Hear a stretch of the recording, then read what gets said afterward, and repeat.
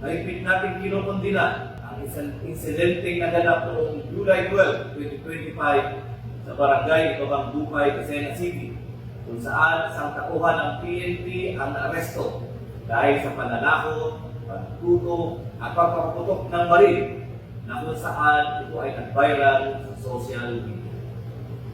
Sa ngayon po, ang nasabing pulis ay kasalukuyang nasa kustodiyan ng Lucena City Component Police Station at sisiguraduhin ko po bilang inyong provincial director na siya ay mapaparusahan at tuluyang matatagad sa serbisyo bilang pulis.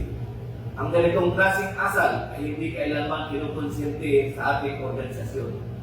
Walang puwang sa Quezon PPO at sino mang ilikumbanong tauhan na magsasamantala sa kapangyarihang ipinagkatiwala sa kanya.